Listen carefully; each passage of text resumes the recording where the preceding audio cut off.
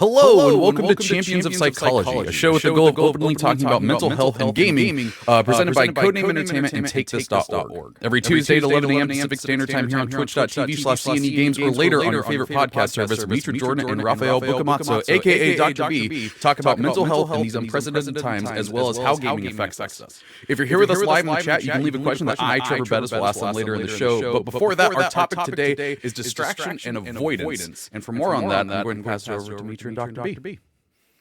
Hi, everyone. I think they were mentioning there's an echo. Is there already an echo? Really? Apparently. There, the echo is done. I don't know why it undoes that every time. That's my goal for the rest of the day. Good stuff. Oh, Dr. B's muted. I can't hear you, Dr. B. No, still. You talking about all the things go. that Woo. I can now hear you. This series will just start off as an audio problem every time. Doesn't matter. We'll get to the mental health stuff later. Yeah, no, we're just gonna do the thing. Yep. But Mitra, Dr. B, who are you both? And yeah. Sure. So I'm a therapist in private practice in Victoria, British Columbia. I have an interest in games and mental health, as well as in culture, multiracial, multicultural people. And I work with families, adults, sometimes kids. There we go. I'm Raffael Boccamazzo, better known as Dr. B. I'm the clinical director of Take This. I have a doctorate in clinical psychology. I am not a practitioner at this point, but I am clinically trained. I do nothing but policy and education these days.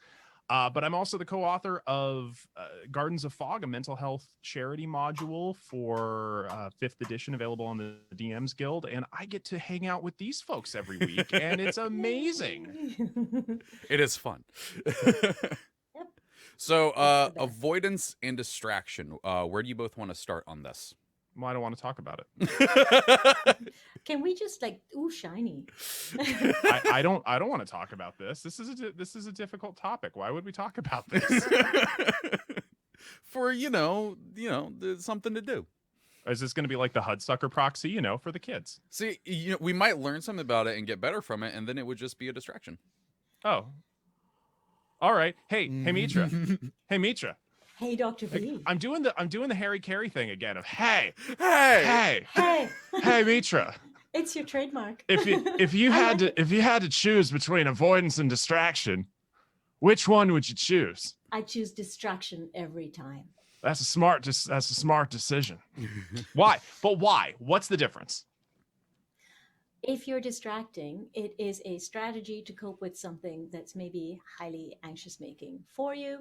And it is a tool to slow things down, sometimes regulate yourself. And by regulate, I mean calm down in the body, so that you can ultimately come away refreshed and more focused to manage the thing, whatever the thing might be. Studying for the difficult exam, or confronting someone, or any of those things that are scary to do, and we start to feel anxious about them. So. Well, to build on that, one of the things that when I talk to folks about the difference between avoidance and distraction, the simple distinction I make is that avoidance. Well, let's start with distraction. Distraction is taking a break and just saying, I can handle this later, just not right now. Mm-hmm. Avoidance is going la la la la la la la. I can't do this. La la la la la la la la la la.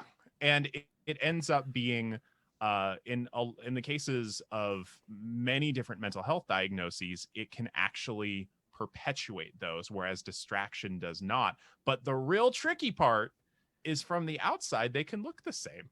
Mm-hmm. That's right. So. Yeah. So how that's do you fun. I do. What's funny is I do feel like we are trying to avoid this because it is it's one that is hard to identify. I think that was something when we had our meeting yesterday that I was trying to really get through. It was okay, so which one of these would be an avoidance? Which one of these would be a distraction? I think the one that I think the example that I finally got was if I had a paper due and I was really nervous about it and everything, I was like, I just need a break.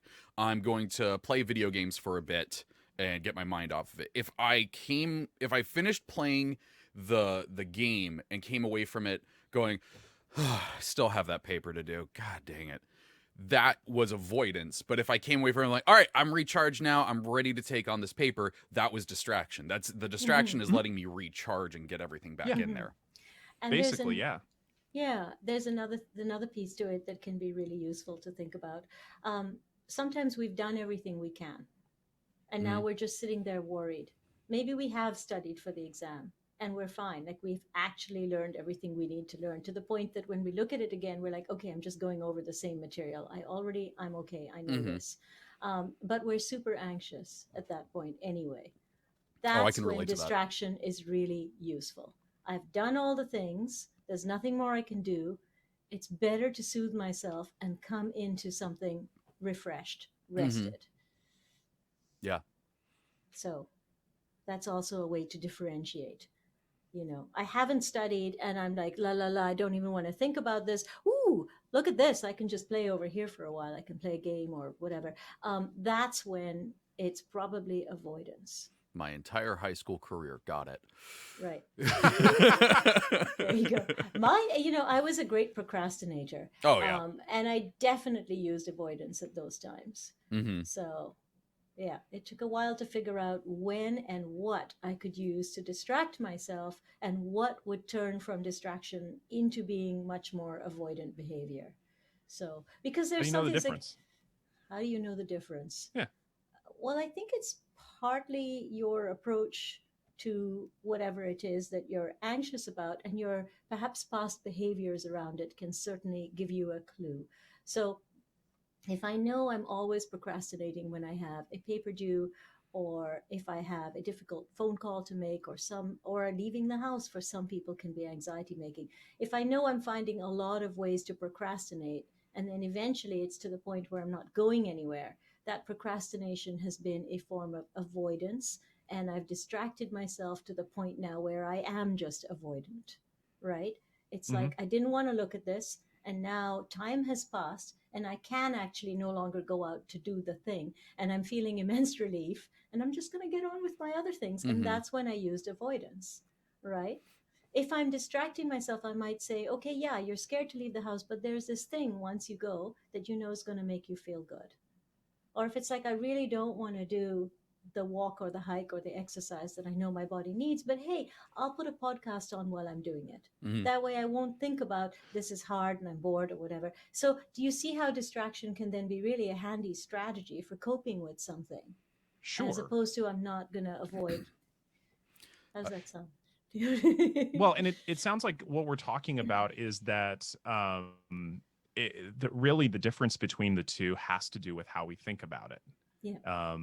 Can I do the thing, or can I really not do the thing? Or like, am I capable, just not right now? Or am I not capable of doing in the future? Or is this like so bad that I don't want to do it? I can't do it. I can't do it. I can't do it. And if I'm hearing you correctly, that's really where the difference is. Yeah. And am I feeling overwhelmed by this thing? Is it just kind of like tiredness, or I'm so overwhelmed and maybe I feel demoralized about doing it? I was never, math was not my strength. And so I was never particularly good at stats when I was going through my degree. And don't even get me started about master's level statistics. But when I was doing my undergrad, I was full on in avoidance in terms of doing stats. I would put it off. I would do other things. I'd clean out the toilets, you name it. And I'd probably do it instead of looking at my stats, because I felt so demoralized and I didn't feel like I had the capacity to actually do it. When I was doing my master's, what I did instead was I got a stats tutor. And that was really helpful. And that made it so that I felt when I was sitting down to the work I was doing, I didn't feel demoralized. I knew I had help. I knew if there was something I didn't know how to do, I could set it aside and I could chat with the tutor later. I could get through what I could do, and I could set the rest aside and get help. And so, yeah, occasionally I'd distract a little or I'd take a break, but it wasn't so hard to come back to. It wasn't that sense of overwhelm and demoralization. So I'd say those are key aspects to this. I'm going to take it back a little bit to when you're talking about the podcast thing, because like it was like I'm just gonna put a podcast in to like distract myself. I was gonna jokingly, put out a tweet yesterday. It's like, oh, let's find out if my addiction to podcasting is avoidance or distraction. But the thing is, as you're talking about that, the way I got into podcasts, like listening to them, not making them, this would have been weird if I was making them there. But I got into them because I had a job where I was a parking lot attendant, and my job was to sit in a chair outside and write down car information and everything, and I put a podcast in and listen. And the reason why I did that is because it would if I didn't, it was like bad for my mental health of just sitting out there, not talking to anyone, being ignored, having no social interaction whatsoever or anything like that, and just being stuck there.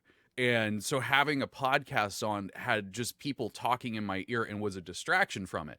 And I was like, okay, but what would have been avoidance? Like, well, avoidance would have been getting so into the podcast I didn't write down any of the car information. Yeah. Avoidance could also look like calling in sick. Oh, yeah. Right? Yeah. Like not tackling it at all. Mm-hmm. Because that is what happens sometimes. So you found a way to do the job that you needed for the income and all that. You found a way to cope with it. So often distraction is a coping tool. Mm-hmm.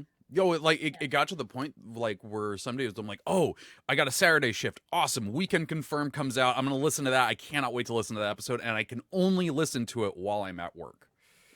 So, that way worked out. Now I'm making podcasts, end over end. I don't know what that is. Well, one of the trickiest parts about all this is the fact that outwardly, the behavior can look the same. Mm-hmm. Okay, like for me, in grad school, we dubbed this productive procrastination, where, oh look, I have a paper I need to be writing. Oh, what? Kitchen? Oh, you're so dirty. Oh, that actually did sound dirty for a moment there. But I got to clean the kitchen. Well, I guess this paper needs to wait a little bit. But what ends up happening in a lot of those cases is, at least for me, and I'm going to speak just for me because the outward behavior can look the same. It's the internal way we think about it that's so different, which really makes the difference between distraction and avoidance. In those moments, it allows me to turn my brain off. Because often, like Mitra mentioned, I'm very open about the fact that I'm autistic, and I get locked into thoughts. I get locked into things. And much like Mitra mentioned, I can ruminate again and again and again and again. And I'm really not actually being effective with things. For me, sometimes those distraction behaviors are a way of stopping the rumination and getting sort of out of that tunnel vision. And it allows me to think about things in a different way, which is advantageous to me when I actually tackle the issue. I don't know if, for anybody who's watching this, who's a content creator, I'm sure you've had this experience where you're so close to a topic, you can't see anything but the thing you're failing at in creating the thing. And then you're like, I can't walk away. But you do for like a day. And then you come back to it and suddenly, oh, this is what I was worried about. Oh, I can fix this. It's sometimes distraction behaviors are really helpful in that respect, not just to sort of break us out of that tunnel vision. Mm-hmm. Absolutely. And as someone who deals with ADHD, I know all about distraction, good, bad, the ugly of it all. But I have learned that sometimes when we're feeling overwhelmed and just need to regulate, taking a minute to distract with something that is soothing to us or pleasant to us actually really helps us come back to the task that is more challenging. So I guess the bigger question here is like, okay, it can look the same from the outside. So what sorts of things can you ask, or what sorts of ways can you understand what's actually going on for someone else? Your spouse, your friend, your kids, like how can you tell whether what they're doing is kind of productive as a form of distraction or compromising of their life if it's some kind of avoidance? How do we know? Well, for me, it's, am I actually accomplishing the goals I want to accomplish? Mm-hmm. that's first and foremost. If we joked about this, that like there are certain video games I just can't play. Not when I have things to do, because I get way too into them. Skyrim for the 15 gajillionth time, and I swear this time I'll be a battle mage instead of a sneaky archer. Oh, that's the real lie. I'll do it. I'll actually do it. But it's if I'm using certain things that I can pick up and put down, and that's where figuring out what's a good distraction behavior for me is a good thing. Like I mentioned this to you both yesterday. This is part of the reason I'm such a fanboy for Idle Champions, is because I can pick it up and put it down easily. Okay. It's not something I have to go on a 2-hour quest to get the latest Daedra artifact. It's I can optimize, I can count some things, which makes autism brain real happy. And then I put it down and go do what I do. Yep. It's real cool. And so it's kind of figuring out where certain things that I think are, because both distraction and avoidance in the moment can be comforting. Mm-hmm. In the short term, both of them are comforting. Mm-hmm. But it's where I'm looking at the long-term effects and why I can't play Skyrim when I have things to do. Yeah, or Stardew Valley to a more limited extent. Yeah. Well, real quick, the thing I want to put in there is like this is why I find games that don't have quick save just so annoying. I'm just like and I'm gonna lose. Okay, bye. Yeah.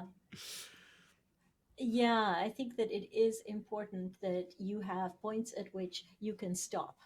Mm-hmm. So that you can go do those other things. And I do find that with certain games that's harder. I used to log into World of Warcraft, and I love WoW, I really do, but I'd log in and be like, okay, I'm just going to do this one task, or I'm just going to do my dailies, and then before you know it, 2 hours have passed. And so it's like, it's great, and it's not a problem if you can budget the time for it, and so that you can think about, all right, or if you're the sort of person who really can get in there and just do your dailies and then leave. But you have to determine whether that's something that works for you. And this is where you have to determine how and what kinds of distractions are going to work effectively for you to give you that refresh you need, that regulation you're looking for to get on with your day.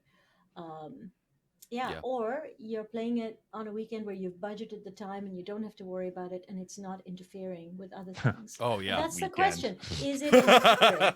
Yeah. Weekend. What is that? Well, so funny story. Funny story. In my early 30s, I was somewhat involved with the indie film scene here in the Seattle area, and I did some stunt work for a music video, and after an entire night of getting slammed into a marble countertop when I was 31, moving like I was 21 and still doing kung fu, I woke up the next morning in excruciating pain because, oops, I tore my intercostals, which are the ribs between. But here's where the funny part comes in, because that's not funny. Well, kind of is now. My ribs hurt just thinking about it. Yeah, the shot looked really good. Looked really good. That's great. But I ended up spending the entire week on the couch playing Skyrim between Vicodin naps. Yes. Because I can't. Just like Fus Roda. But see, that's perfect, right? That's a perfect time, because there's nothing else you could have done, and it kept you from moving and using your body when really it needed to heal. So exactly. It's really weird for me how sick days I've looked at them over my life, because as a little kid, I got sick. I was like, I get to watch Rugrats this morning. Heck yes. And then when I got further into school and stuff, I was like, oh crap, I can't get sick right now. I'm going to fall behind. Like, I need to be at all these classes. This is terrible. And then it went to the point where, like, when I was working an office job, I'd get sick. I'm like, oh my God, I just get to do nothing. And I can't do anything else. I'm forced to do nothing. Thank you. It's like, oh, I should be doing this, but I can't. Champions of Psychology does not endorse deliberately getting sick. Yeah, no, not at all. No, We and that's the really thing. Like, I don't. wouldn't deliberately do it. It was just like, if it happened, I'd be like, I'm like, I hate this. I hate feeling like this. But at the same time, I can just lay here and watch Star Wars, and I don't feel guilty about it because I can't feel guilty about it. Well, that's where distraction's a wonderful thing. That, I mean, it distraction behavior, as opposed to avoidance behavior, can help break us out of those. It can often help break us out of those ruminations, those sort of tunnel visions with our thoughts. That it's super helpful, at least for me. Mm-hmm. But it's a heck of a hump to get over, to get to that point where I've got that tunnel vision and I'm like, I don't want to give this thing up. I don't want to give this thing up. Oh, I can't stop it. I can't stop it. Oh my God. Ooh, Stardew Valley. Yeah. And so the question becomes, am I taking a break from something, or do I just not want to look at it? Mm-hmm. And that's a way to also determine which one you're doing. I'm just really tired and I need a little time to refresh, and I'm going to do this fun thing first, and then I'm going to get into the thing I'm doing. And it's partly knowing yourself as well. Can you do that? And what are we choosing in that moment to distract ourselves with? And is it something we can set down? Mm-hmm. So, because that's a really important part of it. Like, Yeah. if I know I can set it down and it's going to give me that little break I need, that's perfect. But Yeah. if I know I'm going to not pick up this thing because I'm feeling overwhelmed, demoralized, just it's all too much, then I need a different coping strategy or a different distraction. Wow. One of the things that you both were talking about yesterday in our meeting that I do think would be a good thing to talk about here was locus of control. And defining that first for the viewers and listeners, and then talking about how that relates to this. Mm-hmm. Well, it's a challenge rating 5 psionic insect. The locust of locus, no T, got it. Boy, I can't believe I just combined psychology and D&D into one terrible joke. No, that's a lobster. It was control. perfect. Welcome to Champions of Control. Psychology. My student loans are worth it. Seriously, though. I'm trying here. If the ADHD person is bringing you back on track, what is going on? And the other one is over here just thinking about the lobster of control, just casting spells. I'm sorry. I shouldn't have brought it up. It's a giant flying psionic grasshopper. It's the locust of control. They eat mind flayer crops. So what is locus of control? Mitra, you want to take this one? Sure. Since I've derailed everything. I thought you did a really good job yesterday, but okay, I'll have a crack at it. So there are two locuses of control. There's the internal or external. So an internal locus of control is when you believe you're capable of doing something or tackling something or managing something. You're saying to yourself, say, let's look at weight loss. Let's look at exercise or something, okay? Because that's usually a good one. And we say with weight loss, the pounds just aren't coming off. I can't, and you want to lose weight. Let's not look, I'm not trying to pathologize anybody's physical or body choices here. I'm just saying, say you have that as a goal. You're like, the pounds aren't coming off, but here's a strategy I can use, and I'm going to try this next time, and I'm just going to try to eat healthy and take it slow. That is an internal locus of control. In other words, you feel like the motivation for your progress lies with you. You're like, I can take charge of this. I can try this strategy or that one. An external locus of control looks like the pounds just aren't coming off. I'm sure it's my hormones. It's nothing to do with me. Why does food taste good? It's not my fault. And, I went out yesterday and my mom bought me this really big burger and it was delicious, but she bought it. Maybe she shouldn't have bought it for me. And that's where your locus of control is external. So I thought we were avoiding blaming mothers here. We are avoiding blaming. I thought that was kind of a cliche we were avoiding. I mean, they blame me a lot. Like, that's, I'll pay for their therapy. What do they want? No.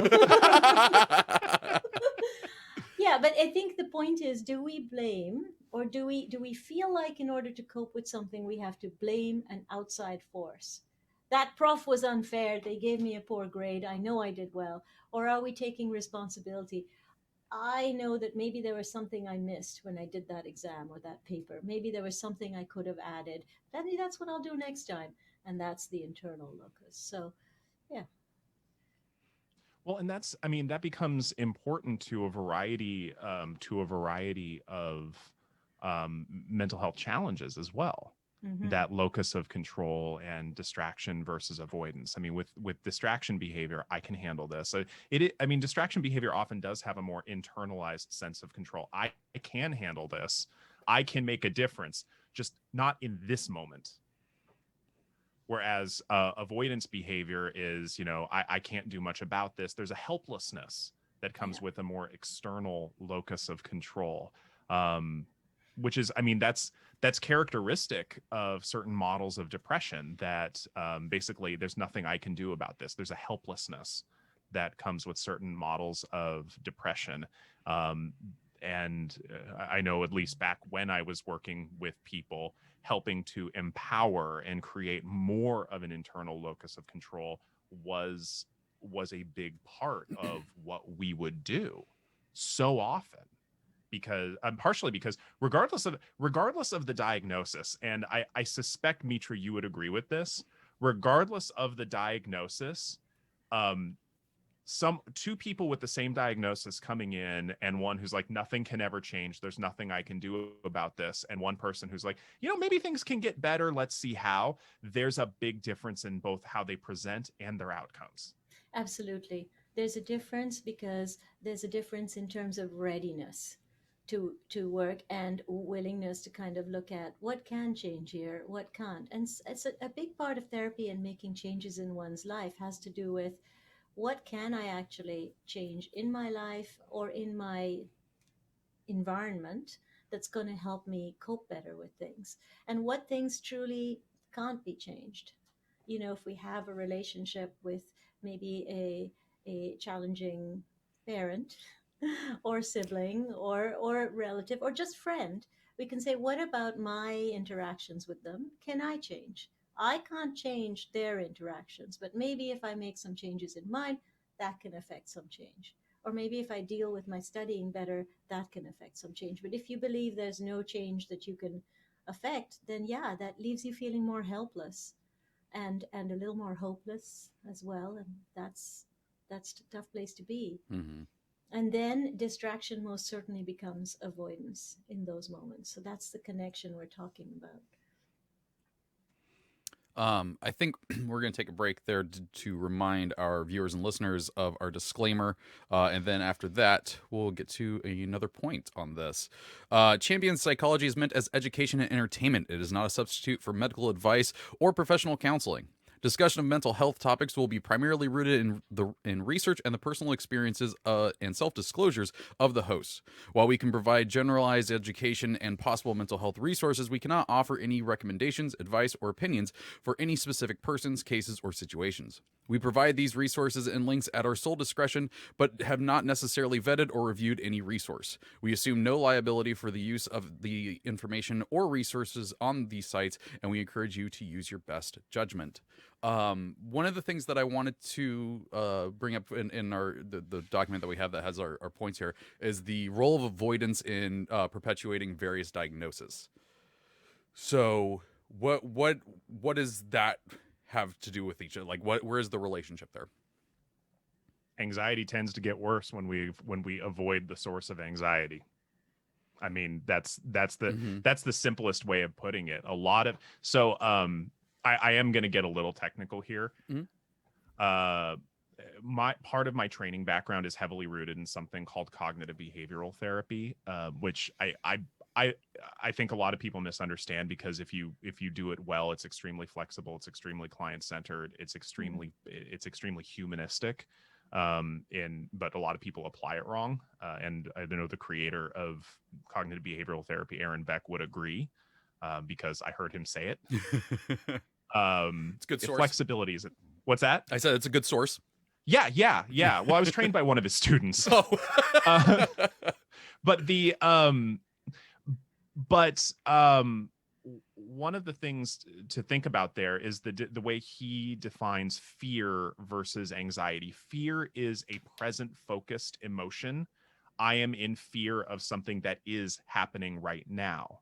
Anxiety is a future oriented emotion. I am afraid of something that may happen or has a likelihood of happening. Mhm. And any emotion, both fear and anxiety, can be really adaptive when they're working right. All emotions have a function when they're working right. But I like to liken both fear and anxiety to a smoke alarm. When that smoke alarm is going off, it's unpleasant, but it may have just saved my life. When that smoke alarm is going off when I'm boiling pasta because of the steam, that is a problem because it's not working the way it's supposed to. And that's where we get anxiety-based disorders. We're avoiding something because the smoke alarm's going off all the time when it shouldn't be. And unfortunately, so often with anxiety-based disorders, avoiding the thing that's making us irrationally anxious, not rationally anxious, because there are things to rationally be anxious about. Avoiding that source ends up kind of perpetuating and amplifying that anxiety, and it can get worse and worse and worse and worse. Good. Definitely. And that's where it's so important to kind of be able to look at those underlying issues that play into this. So if we talk about that smoke alarm going off, in therapy, we often look at historic issues that have caused that smoke alarm to be super sensitive, right? And so sometimes there's smoke, sometimes it just looks like there might be. And because of our history with fire, even if it looks like there might be smoke, we can get super worked up about that. And there might not be. So, what cognitive behavior therapy does is it helps people look at their thought patterns and whether those are a little bit, if those are kind of based on the historical experience or the current present reality. And kind of teasing those apart can really help. And additionally, there's basically a way of generalizing anxiety, and like if we think of anxiety provoking situations as a series of events, one I often go back to when I talk about this is being scared to go to school because you're afraid of something. Let's say, well, I mean, not to get too personal, in my case, being bullied. I was bullied pretty hardcore. And so it's one thing, I start getting anxious when I first get to school because I have the expectation that I'm going to get bullied. Okay. But if I try avoiding that a little bit, suddenly I get negative reinforcement is a good thing, by the way. Generally speaking, another word for negative reinforcement is relief. Okay. When most people use the word negative reinforcement, what they really mean is punishment, but it's technically wrong. So anytime I successfully avoid the anxiety provoking situation, it reinforces that behavior because I found relief. Okay. So I'm probably going to do that relief providing behavior again. But if I suddenly maybe call in sick to, fake being sick to school, which I absolutely never did. Yeah, no. Ever at all. It brings me relief. I don't have to face that thing. And I'm more likely to use that in the future. But maybe now I start going to bed feeling anxious about waking up in the morning. And now my anxiety is getting worse because it's kind of traveling back further in the sequence to the point that maybe as soon as school is done, I start getting anxious about the next day before I've even left the school. So yeah, that avoidance can really perpetuate more anxiety. You literally were describing like me in elementary school. Yeah, no, I got a feeling a couple people are going to be like, yeah, no, I'm in this stream and I don't like it. Report. Where do you guys want to go? Because there is the catastrophizing and the all or nothing part of this as well. Yeah, let's look more closely at some of those cognitive distortions. That's what they're called. These thoughts that kind of aren't based in reality, but they feel very real in terms of how we're thinking in the moment. So, yeah. Well, what you're the practitioner. What do you want to say on this? What do I want to say? Well, so when we have these thoughts and feelings, they're very real to us. So, for example, a way of operating in the world might be based on an underlying thought. For example, um, people aren't safe. You know, I'm uncomfortable with people. People aren't safe. There's a mistrust there. And that's a broad underlying feeling that maybe comes from having not felt safe growing up, Mm-hmm. right? And it could be in your home, it could be outside of your home, it could be that your parents had a lot of trouble with not feeling safe in their neighborhood for some perhaps very good reasons. But so we end up coming into the world feeling like the world generally isn't such a safe place. So then it's harder to trust people and it's harder to get one's needs met. But that's the underlying feeling. So then when you work with someone who's experiencing this, we look at how true that is. And it might be very true of their daily experience, right? I work with people of color. I'm a person of color. I certainly haven't always felt safe, and it's not in my head, right? So that's one thing, is to really understand the context of a person's experience in order to separate it from cognitive distortion, because it might not be a distortion at all. So when you proceed in terms of your own experience or working with someone, it feels real to you, and it absolutely might be true of your experience in the world. And then, but there's also the times when it's actually not true. Mm-hmm. So you might have an idea that you can't ever talk to your professors because you had this one teacher in grade school who was truly awful to you. And so it's really scary. And you think of people who are educational authorities as being unsafe. That is based in experience. So it was true at one point. Mm-hmm. So this is the piece that one works with in therapy. It's like, how do I undo and make sense of historical experience versus today? And then how do I make sense of the thought process, because it could be catastrophizing. If I talk to this prof, they'll know that I'm really stupid, and then I'll actually do worse in future exams because now they really won't take me seriously. Or if I ask my boss for help in this one thing, then they might really think that I'm dumb and that they should never have hired me. And I should know this stuff already. And so we can see where the catastrophizing takes us, Mm-hmm. you know, and the all or nothing thinking can look like, um, I have now spent today not doing this one task. So forget about it. Today's over. I'm not going to worry about it. Or it's like it's Monday morning and I'm trying to, eat healthy, but I've already eaten a piece of cake. So forget Monday. And oh, Tuesday doesn't matter. We'll just start next Monday. And that's all or nothing My thinking. whole week is blown. They're like even with the teacher one, it's like, oh, the teacher said hi back to me, not hello. They're they're done. I can't talk to them.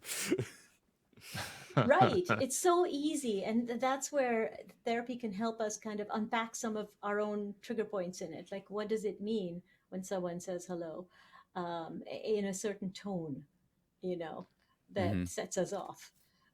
Well, and so one of the questions that I've already seen come up in the chat is, does this one thing mean this other thing?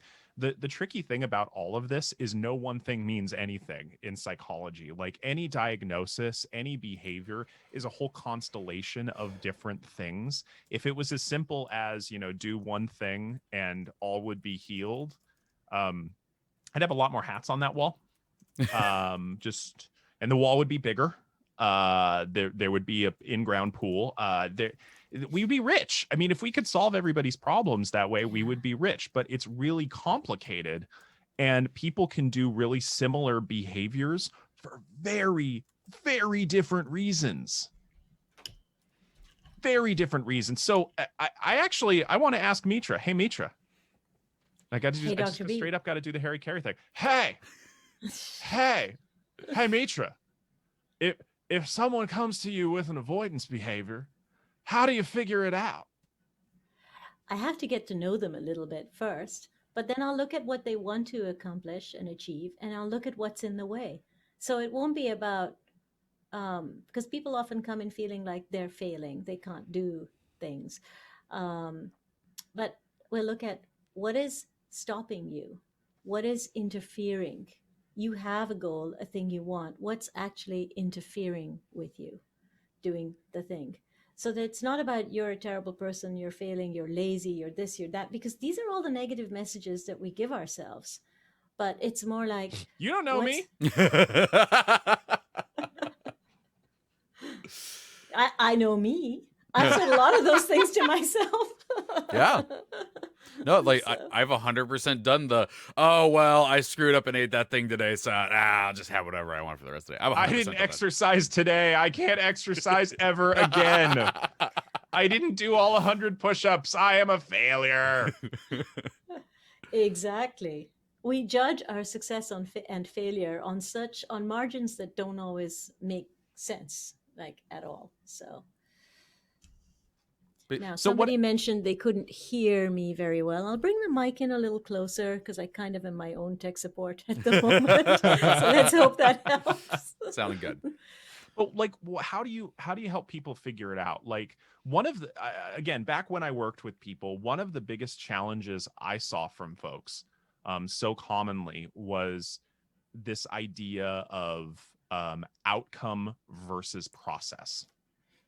Mm-hmm. Like, how do you help it? You know, if it's the Ricky Bobby thing, if you ain't first, you're last. Well, first of all, this is where context becomes super important, right? So for example, and I've actually had people who say things like this. It's like, well, I just feel I'm not getting ahead in my career sufficiently, and I'm not doing this, that, and the other, and I'm not achieving these milestones that I should have achieved by this age. 25, I should have figured out my career, you know, or at least one of them, right? The thing is, we're not taking into account the context of our lives. So somebody might say that, and I might be like, yeah, but you know, your father died 6 months ago, right? Mm-hmm. Or may have had an impact. But your mother's been sick and you've been, you know, taking care of her, or this, or your partner lost their job and you've now had to take a second job to help them. So that other thing you were hoping to do career-wise, you're not able to do. Or you move to a new house. And this last year is like a big example. It's something I kept telling people. I'm just like, if you're not feeling productive this year, there is a global pandemic going on. No one is feeling as productive as they were hoping to be. Don't worry about it. Right.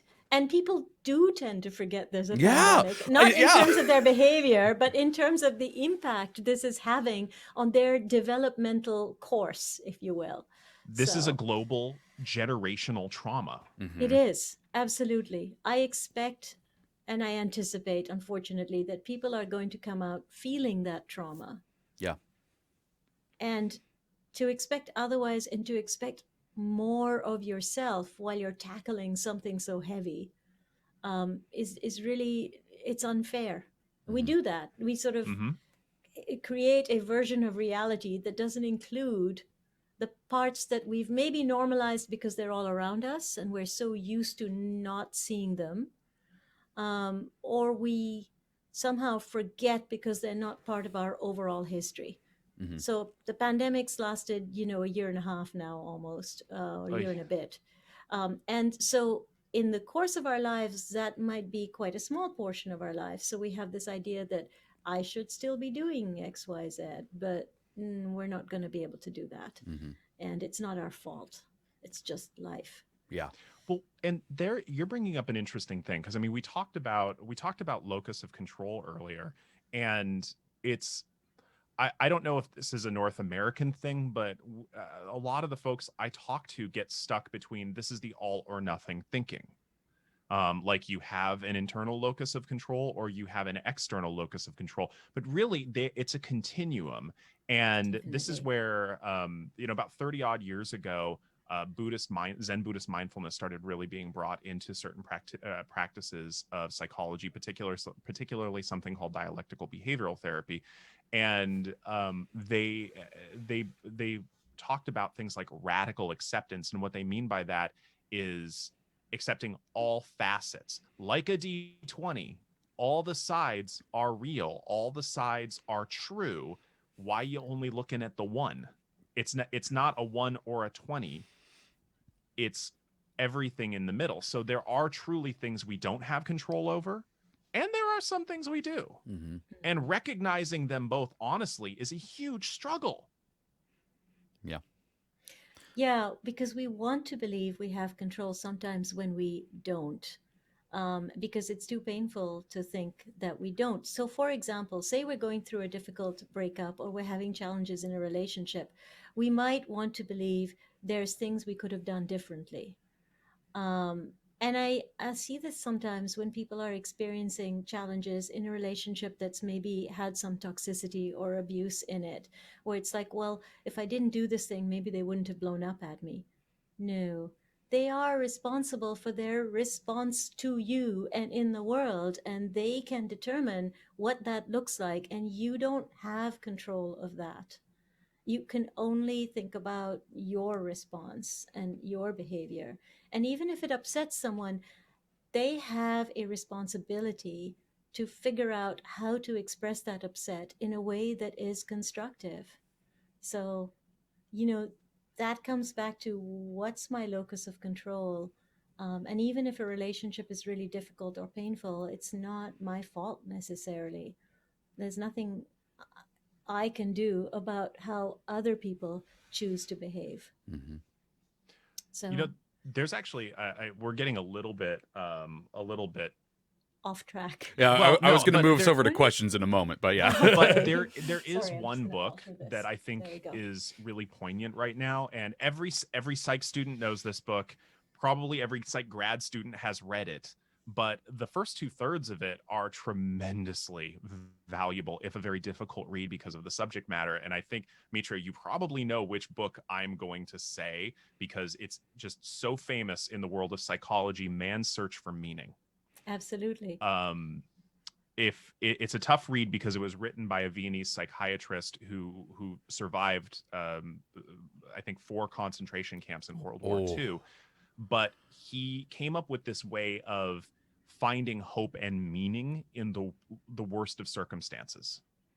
Yeah. And that is a powerful message right now, not only for our own mental wellness, but also that hope and meaning gives us the ability to move forward and basically avoid avoidance. Mm-hmm. Yeah, absolutely. Okay, so let's go through a couple of these questions because I think they have they can lead us into some good things about strategies to possibly overcome this stuff. What Babylon Ranger 2261 says, what about when you say, I'm gonna get back to that later, and then get so distracted that you never get back to it? Because I do that a lot. Understand that one. So, what are you distracting yourself with? Would be my first question. And is that working for you? And if it is, if it's like a really great break, you could consider setting a timer. You could consider some ways to kind of um, manage your time such that it fits. Mm-hmm. So there could be a natural break, like I'll do this thing that's pleasant, I'll have dinner, and then I'll get back to the thing. And so they've got that dinner piece in the middle. So either a timer or some way to change it up. I'll do that thing, set a timer, go for a walk, some way to change it up so that you can transition better to the other task. That actually transitions works. help. Yeah, no, that actually works really well with what Monkey House has question is, which is how do you successfully move from distraction and avoidance if you been largely successful in spite of using them? So like basically, how do you move away from it? Well, that's my first suggestion is going to be because everything is so individualized. If you're concerned about what you need to be doing, find a good mental health professional who can work with you, get to know you better, get to understand your motivations in a way that a couple of streamers cannot. They are going to be able to get into the nitty-gritty in helping you, because there's, like we've said, there's a lot of different reasons people can do the same behavior. But I will answer for me, because of my inattention symptoms. What I do is I count things. Like I try and make quantifiable the things that I do in a given day. And one of those things may be even rating my own emotional output or outcome. Like, if I do X behavior on a scale of 1 to 10, what's my distress level later? Yeah. If I do Y behavior, what's my distress level later on a scale of 1 to 10? And if I, over time, successfully figure out that one of those behaviors results in less distress, even if I'm just as successful, I want to really gravitate towards the one that gives me less distress and same success level. Absolutely. I can say that, quite honestly, I used to have terrible trouble with distraction. And it took me a long time to realize, and this was when I was younger, fortunately, before I became a therapist. But I used to have a lot of avoidant behaviors because I would be feeling super anxious about something. And the something wasn't even necessarily directly connected to the task I was doing.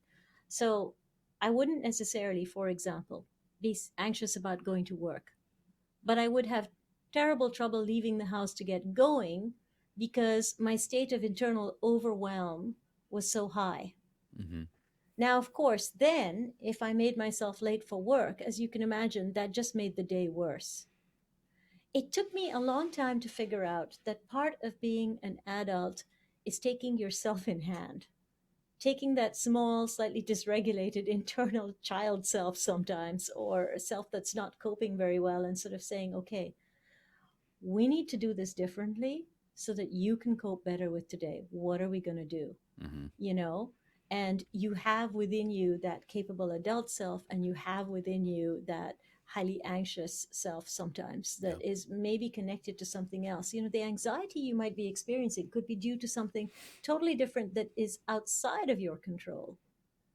But then you end up with these avoidant behaviors because you're so overwhelmed. Like, going to work was just like lots of people, lots of activity. I was working as a chef in those days. And so there's really, you kind of have to be on to cope with that. And if you're feeling at all dysregulated or just anxious, it makes it much harder. So you can see how the avoidant behavior got connected with that, even though the underlying anxiety was not connected to it.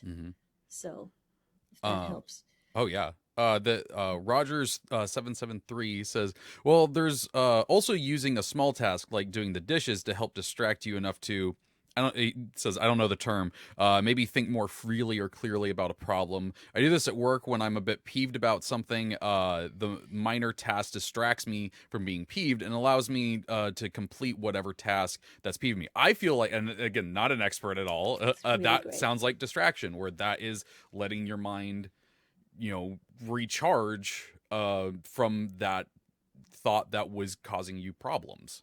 Well, it certainly is when I do it. I mean, if I do something similar, that's a distraction technique for me. But when I get into this sort of tunnel vision thought, I'm going to mix metaphors here. The hamster wheel just keeps going around and around and around and around and around and around and around, and that's my way of just kind of slowing down that hamster wheel, stopping it, let the hamster go off for a moment, figure out, is the wheel really what you want to be doing right now, there, little buddy, and then just kind of come back to it if and when. With a sort of fresh pep. And so, for me, those sort of distraction behaviors are a great way for breaking me out of that sort of hype, in some cases, literally in my hyper focus, because, autism. Not only that, but they're fantastic for reasserting a sense of control. Remember, one of the things we're dealing with, particularly with avoidance, is feeling out of control in some way, feeling like we're in a kind of overwhelm in terms of whatever it is we're trying to avoid. So if we can do a task that's small and simple and concrete, right, we can feel a lot better. We can feel like we've done something that we could do. That feels good to get those tasks out of the way. They're a break.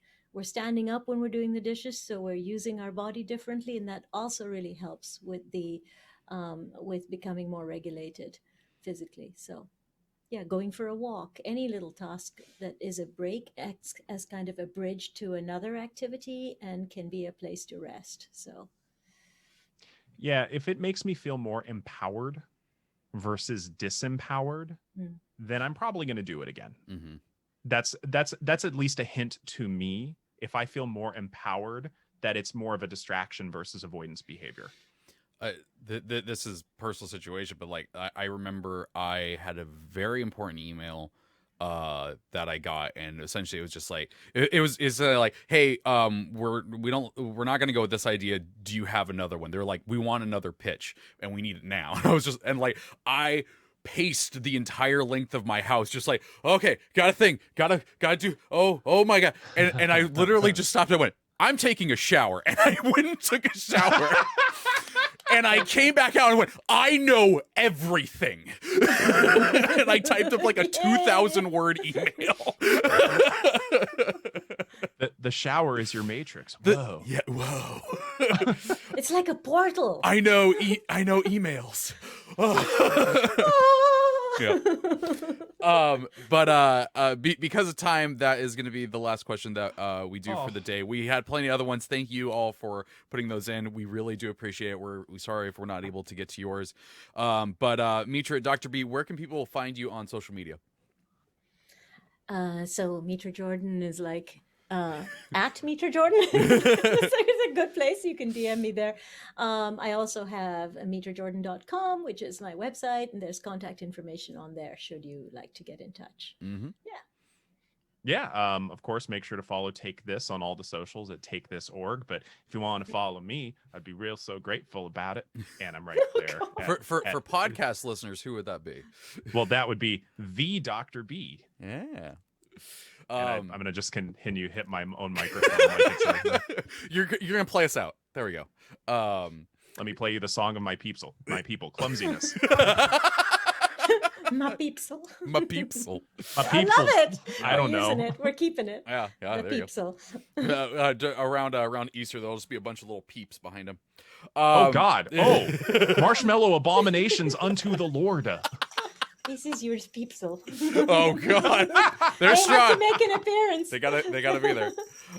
You can find me on the Difficulty Class podcast every Friday, and also on Champions of Lore every Monday at 11 p.m. Pacific Standard Time on this Twitch channel. And I'm also on Twitter at the Treavor. There's an A hiding in there. I want to thank Jay for moderating in the chat. You always do an amazing job, and wouldn't be able to do these questions without you. Thank you to Codename Entertainment and Take This for giving us an opportunity to have these discussions. And big news for it. If you missed any part of this, you'll be able to catch it later as a podcast on your favorite podcast services, because we finally got that feed going. So at 2 p.m., the same day these are streamed, that episode will go up as a podcast episode on any of the podcast services you might listen to. But if there's one that you are using that isn't on there, let me know, and I'll do my best to get it on that service. And if you have any topic suggestions for what you might see in the future or hear in the future, you can send those into championsofpsychology@codenameentertainment.com, and we would love to take a look at them. If you are live with us here in the chat, be sure to come back at 1 p.m. Pacific Standard Time for Bardic Inspiration with Dylan and Jason Miller. And if you're listening to this, we would love to see you in the chat with us next week and have some good conversations about mental health. But until then, take care of yourself.